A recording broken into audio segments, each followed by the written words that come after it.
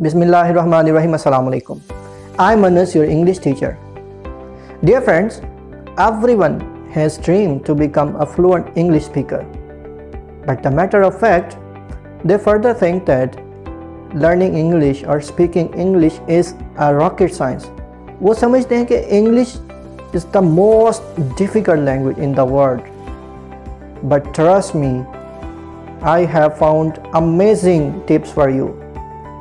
After knowing these tips, you will come to know that English has become the easiest language for you to learn, to speak. Since English is an international language, whether you are studying in matriculation, you have done graduation or you are doing masters. जब हम job के लिए जाते हैं, जब हम interview के लिए जाते हैं एज अ कैंडिडेट, यकीन मानिए हमारा जो फर्स्ट इम्प्रेशन होता है वो हम अगर इंग्लिश में बात करें और फ्लुएंटली बोलें तो ये हमारा बहुत अच्छा पड़ता है. I have found amazing tips for you through my research, through my experience. तो देखते हैं वो क्या है.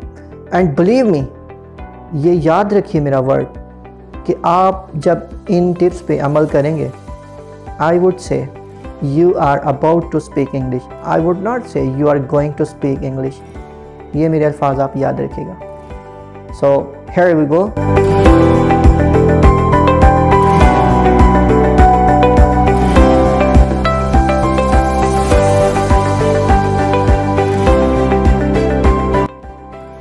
Number 1, listening to English conversations.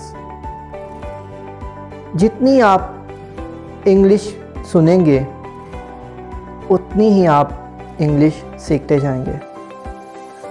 Question ये है कि इंग्लिश सुने कैसे या क्या सुने. So it is based on your interest. If you are fond of watching news, you can listen to English news channel. अगर आप चाहते हैं कि मैं ऑडियो बुक सुनूं इंग्लिश में, नॉवल वगैरह, उसके लिए आप इंग्लिश में सुन सकते हैं. और यकीन मानिए this is the natural way to learn English. जब एक बच्चा पैदा होता है, he doesn't know anything about a language, लेकिन कैसे वो सीखता है? वो सुन के सीखता है.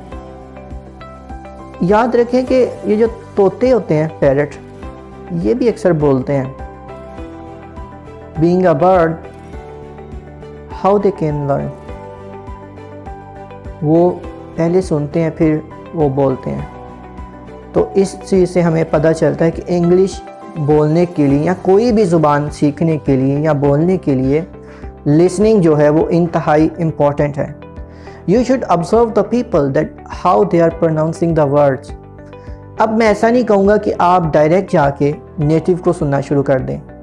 आई विल सजेस्ट जो आपके इर्द गिर्द लोग हैं जो अच्छी इंग्लिश बोल सकते हैं, उनको आप सुनें, उनको आप ऑब्ज़र्व करें. इसकी वजह ये है कि जब आप नेटिव को सुनेंगे, ब्रिटिश को सुनेंगे, अमेरिकन को सुनेंगे, आपको बिल्कुल भी समझ नहीं आएगी. तो अल्टीमेटली इसका रिज़ल्ट ये होगा कि you can be demotivated.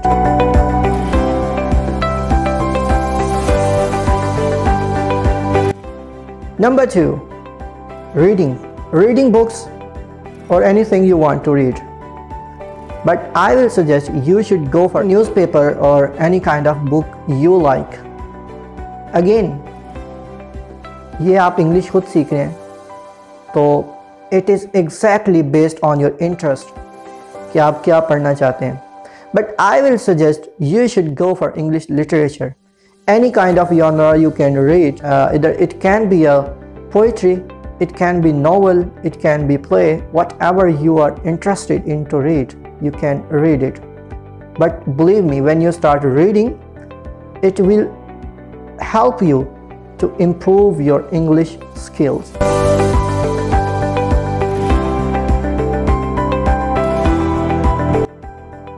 Number 3, keen on learning new words. जब आप रीडिंग करेंगे, जब आप लिसनिंग करेंगे, obviously you will come to know new words, you will learn new words, you will listen to new vocabulary. जैसे ही आप कोई ऐसा वर्ड सुने जो आपको नहीं पता, फ़ौरन आप उसका मीनिंग चेक करें डिक्शनरी से. जैसे ही आप मीनिंग चेक करेंगे तो आपको उस वर्ड का मतलब पता चलेगा. It will help you to boost up your vocabulary. And you have to make a word bank, and most definitely you should learn 2 words on daily basis. याद रखें, ये इंग्लिश के वर्ड नहीं हो सकते। आप अक्सर अपनी लाइफ में उर्दू के ऐसे वर्ड सुन लेते हैं कि जिसकी आपको इंग्लिश नहीं पता होती, लेकिन आप समझते हैं कि ये तो बहुत कॉमनली यूज़ होता है, तो आप उसकी इंग्लिश भी चेक कर सकते हैं।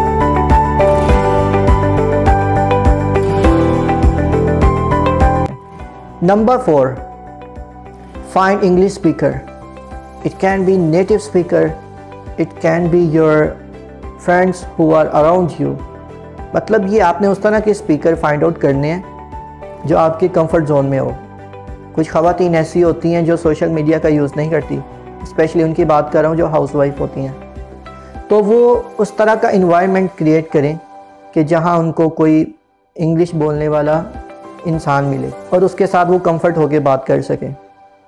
और जो स्टूडेंट्स हैं, मैं उनको यही सजेस्ट करूँगा कि आप सोशल मीडिया पे इंग्लिश पोस्ट देखें, इंग्लिश आर्टिकल्स पढ़ें, इसके साथ साथ आप इंग्लिश फ्रेंड्स बनाएं, इवन जिनकी अच्छी स्किल्स हो, आप उनसे बात करें, आप उनको ऑब्ज़र्व करें कि वो अल्फाज को यूटिलाइज कैसे करते हैं, और ये चीज़ आपको बहुत हेल्प आउट करने वाली है।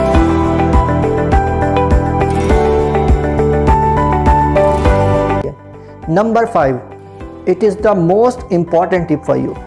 Begin to speak in English without fear. Sometimes हम इंग्लिश इस वजह से नहीं बोलते कि लोग क्या कहेंगे, या अगर मैंने गलत बोल दी तो लोग मुझ पे हंसेंगे।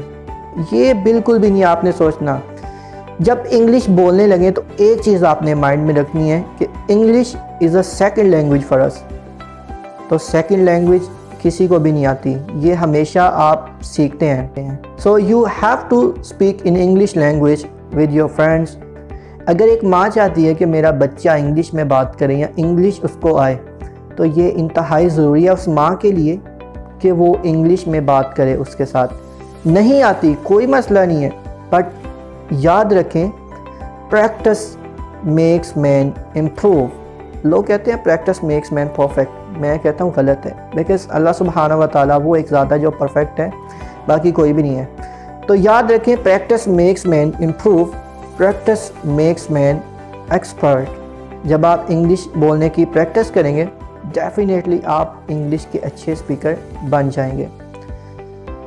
एक चीज़ मैं आपको बताऊं, इंग्लिश बोलनी तो है, ये तो समझ में भी आता है, लेकिन मैं कहता हूं कि इंग्लिश में सोचें, जो कॉन्टेक्स्ट है उसको भी इंग्लिश में आप डेवलप करें।